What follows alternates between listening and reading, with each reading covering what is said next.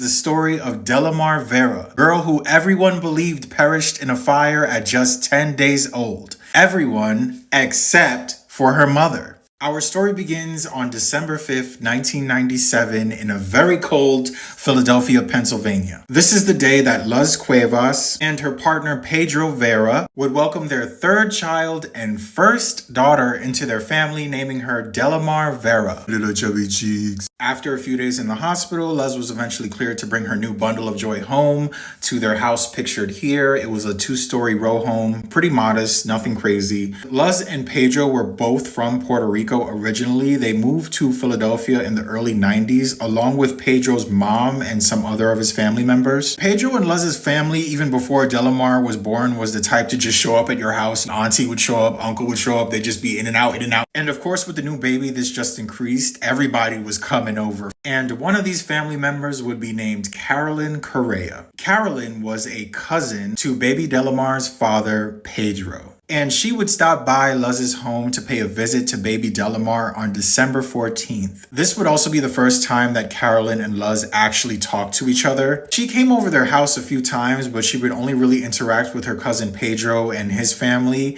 And this was the first time they were actually like speaking to each other. Hi, this is future me just watching this over. At some point, I'm gonna start calling her Caroline instead of Carolyn, and I'm sorry. I just don't want to redo the whole thing. Anyway, the conversation was kind of awkward between them, which is understandable because they never really spoke. But at one point during this awkward interaction, Caroline mentions that she recently had a baby herself.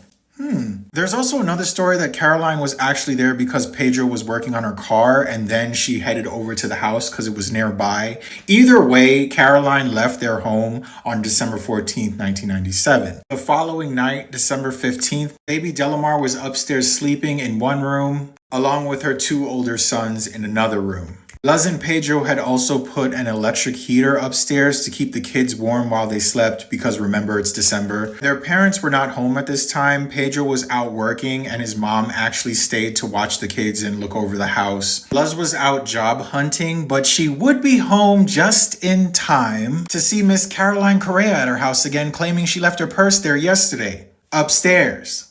And after retrieving her purse from upstairs, she quickly rushed back downstairs, said her goodbyes, and headed out. And a few minutes later, a fire broke out in the Luz's home. Upstairs.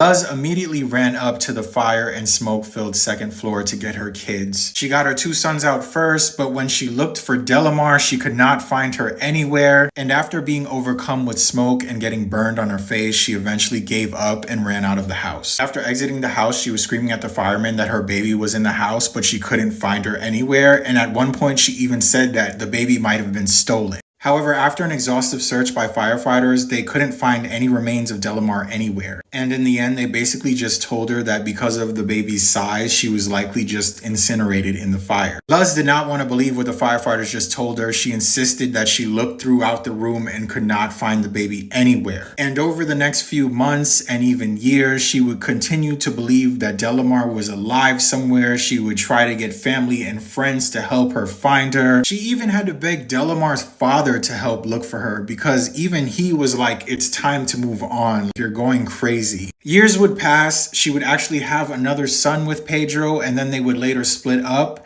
And after all of that, she still believed that Delimar was out there somewhere. And she was right, of course, because in 2004, just across the river from Philadelphia in a small town in New Jersey called Willingboro, a 6-year-old girl named Aaliyah was getting ready to attend a kid's birthday party with her mother. And Luz was also invited to this party in January of 2004. She immediately noticed Aaliyah at the party and couldn't help but notice how much she looked like her boys and herself. Her dimples, her smile, everything. Eventually, she built up the courage to call over Aaliyah and pretend that gum got stuck in the girl's hair. And the DNA test from the hair sample would eventually confirm Luz's suspicions that Aaliyah was in fact baby Delimar.